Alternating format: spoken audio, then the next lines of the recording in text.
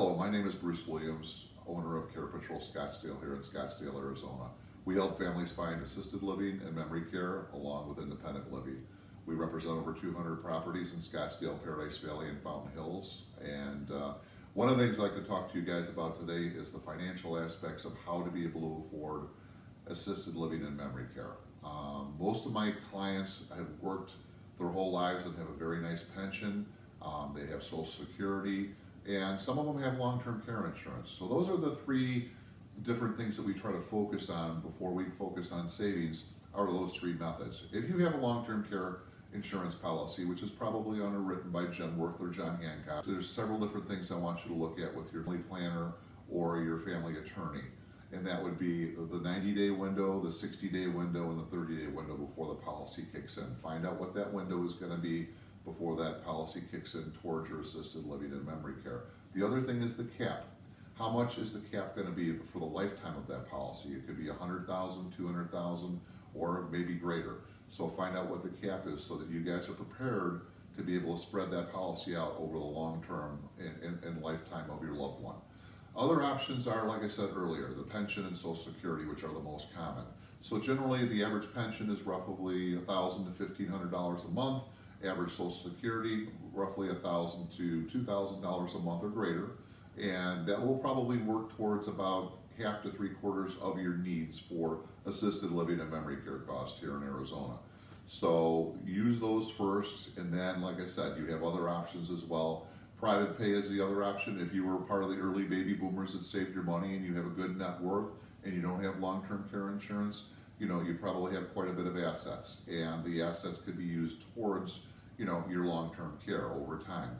And at the going rate here in Scottsdale, between $3,000 and $10,000 a month, depending on what your needs are, your care levels, and the kind of place that you would like to live in for the rest of your life, those are the price points that you have to target and make. So it could be anywhere from $40,000 a year to over $100,000 a year of assets that you need to have set aside for your assisted living or memory care cost here.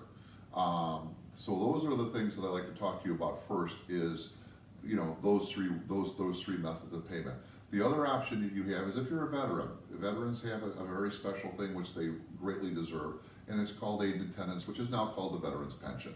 And aid and tenants will help you with about $2,000 a month towards your assisted living care or your memory care if you served during wartime. Those are situations where you have honorable discharge and active duty, and you have to have some ADL issues as well, issues with activities of daily living, bathing, dressing, grooming, things like that, where you could use some help on that. Then you would qualify medically for your aid and tenants or your pension.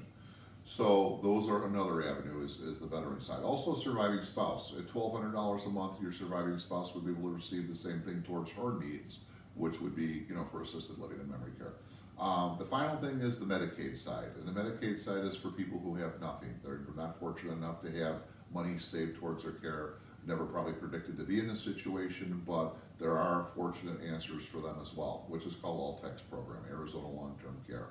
So the savings account has to have under $2,000 in it, whatever's left in the savings account. If you have more money, don't panic. The biggest thing is that a lot of my clients will have some money left over from the sale of a home, anywhere between $20,000 and $50,000. You could do a Miller's Trust, and it's called an All-Tech or Medicaid spend down. You will use those funds towards your care until the money is depleted, and then you'll be able to roll onto the state program, and the state will pick it up after those funds have been depleted. So there is options as well, but like I said, you have to meet the financial threshold, and you have to meet the medical threshold and qualify with at least 24/7 care for assisted living or memory care. So those are the biggest things. And on both programs, on the VA side and the Medicaid side with All-Tex, there is a 5-year look-back period. So remember, any funds that have been moved, something to the grandkids, something to your children, any other funds that may have been moved, they're going to ask you during your qualification of this, what happened there and where did those funds go. So they will do a 5-year look back on your assets.